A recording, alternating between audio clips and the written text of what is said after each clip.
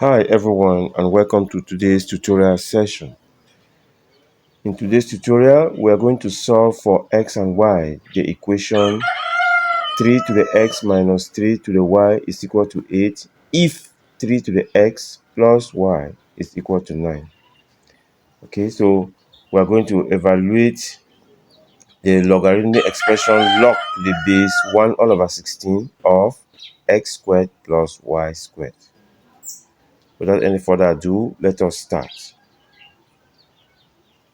We are told that 3 to the x minus 3 to the y is equal to 8. We can call that equation 1. And we are also told that 3 to the x plus y is equal to 9. We call that equation 2. So we got these two equations to solve for the values of x and y, and then to be able to evaluate the log of base 1 all over 16 of x squared plus y squared. So let's start by solving for x and y. From equation 1,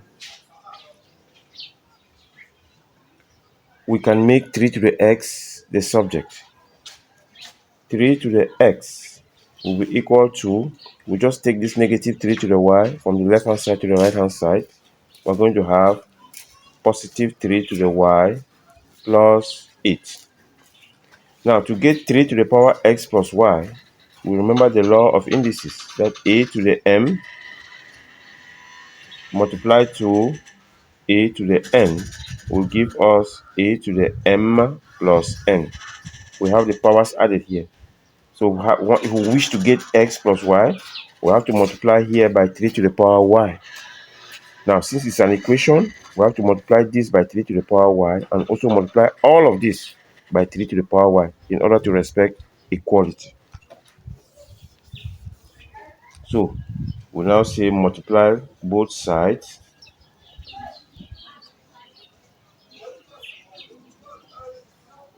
by 3 to the power y. We multiply both sides by 3 to the power y. Now this gives us 3 to the power y into 3 to the power x is equal to 3 to the power y into 3 to the power y plus 8. We'll multiply both sides by 3 to the power y. Now we apply our law of indices. The bases are equal, so we have to add the powers. This gives us 3 to the power x plus y. Alright? So we got 3 to the power x plus y from this product. Is equal to, again, 3 to the power y, 3 to the power y. The bases are equal. Let's first of all multiply this out. 3 to the power y, 3 to the power y. Then 3 to the power y multiplied to 8. This gives us 3 to the power y plus y. The bases are equal, so we'll add the powers. Plus 8, 3 to the power y. Okay? Now, y plus y is 2y. So we have 3 to the power x. We have 3 to the power x plus y is equal to 3 to the power 2y plus 8 into 3 to the power y. Okay. Now from here, we can now get the replacement of 3 to the power x plus y. Remember, this is just our equation 2. This is the equation 2.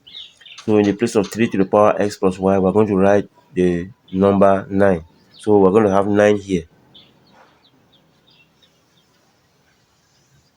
So this therefore means we have 9. 9 is equal to 3 to the power 2y plus 8 into 3 to the power y. Now, if we look carefully, we see that this is actually a quadratic equation. We obtain here a quadratic equation in terms of 3 to the power y. let's first of all make 0 on one side. Let's take this 9 from the left hand side to the right hand side. So we are going to obtain 3 to the power 2y plus 8 into 3 to the power y minus 9 is equal to 0. Alright? Now if we now make the substitution capital X to be 3 to the power y, that means anywhere we see 3 to the power y, we're going to write capital X. Then you will see that our equation now becomes, remember that 3 to the power 2y is the same as 3 to the power y squared. So if 3 to the power y is x, we'll come and put capital X here, will become x squared. So this one will become x squared plus 8x minus 9 is equal to 0. Now we see the quadratic very clearly. The quadratic equation has come out very, very clear, which everyone can solve. So if we use the factorization method, we need to get two factors of negative 9 whose sum is 8. Okay? From quick thinking, we know that positive 9 and negative 1 are the only factors of negative 9 that when we sum them, we're going to get 8. And so this expression factorizes into x plus 9 into x minus 1 is equal to 0. From here, we have the product of two expressions giving us 0. It simply means that either x plus 9 is 0. If that is true, it means x is equal to negative 9. Or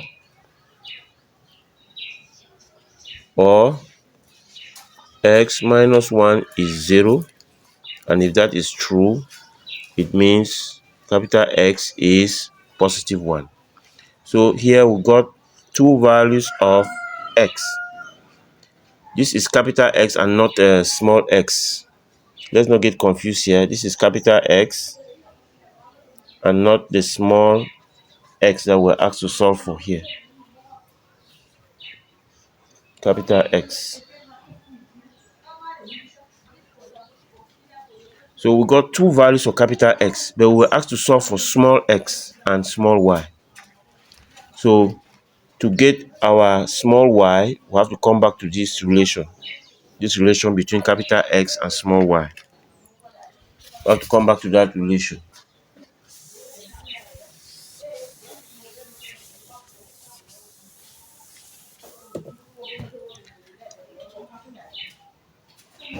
Okay, so that relation says capital X is 3 to the small y. Now, let's take this first one. Capital X equals negative 9 means 3 to the small y is equal to negative 9. Now, we see clearly that this is impossible. There's no index expression that will give us a negative value. So here we have no solution. Impossible. Now we take the other one, capital X equals 1.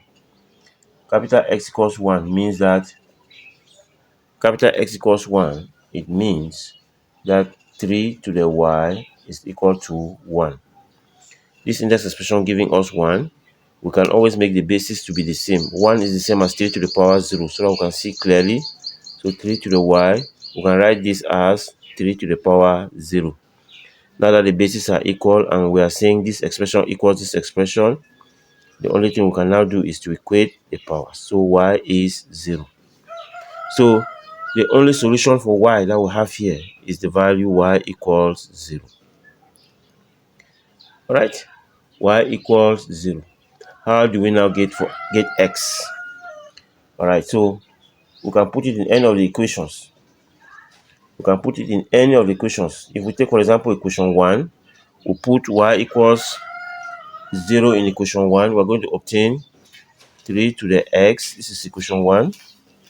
Minus 3 to the 0 is equal to 8. This means 3 to the x minus 1 is equal to 8. Alright? Which simply means that 3 to the x will be equal to, we'll take this negative 1 to the right hand side, it become 8 plus 1, which is 9. Okay. So 3 to the x is 9. Now, if 3 to the x is 9, if 3 to the x is 9,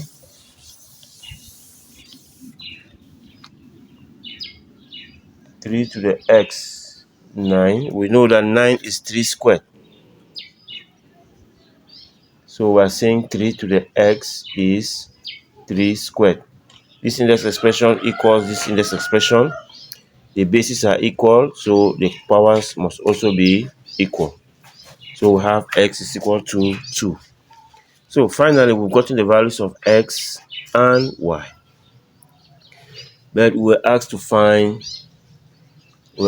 evaluate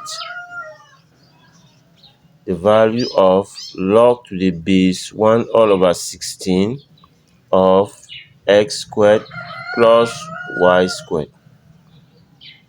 Okay, so this becomes log to the base 1 all over 16 of 2 squared plus 0 squared.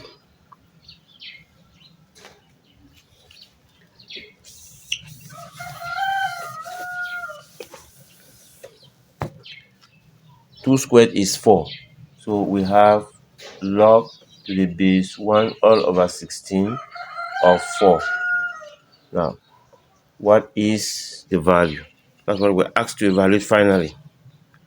How do we get that? Now, if we let the value be n, for example, the letter n, then let's solve for n. Okay, let us solve for n. So we're saying log to the base 1 all over 16 of 4 is equal to n. Now, from the laws of logarithm and indices, if this log is equal to n, it simply means that if we raise the base to the power n, we are going to get the argument 4. This means 1 all over 16 raised to the power n must give us the result 4. Now, 1 all over 16 is the same as 16 to the power negative 1. So we are saying 16 to the negative 1 raised to the n is equal to 4.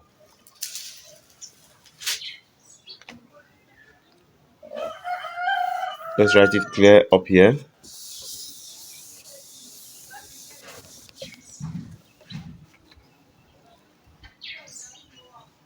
This means 1 over 16 means 16 to the power negative 1. So we're saying 16 to the negative 1 to the power n is equal to 4. Power of power law, we multiply out that power. So we have 16 to the negative n. Negative 1 multiplied to n is negative n is equal to 4. Now, this is in base 4. 4 can be seen as 4 to the power 1. 16 is the same as 4 squared. So we have 4 squared to the power negative n is equal to 4 to the power 1. Power of power loss again, we take this power multiplied to that power. So we have 4 to the negative 2n is equal to 4 to the power 1.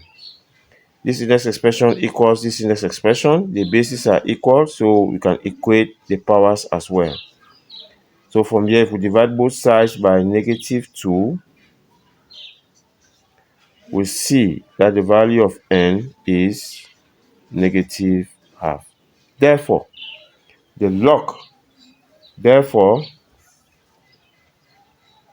log to the base 1 all over 16 of 4 is negative half.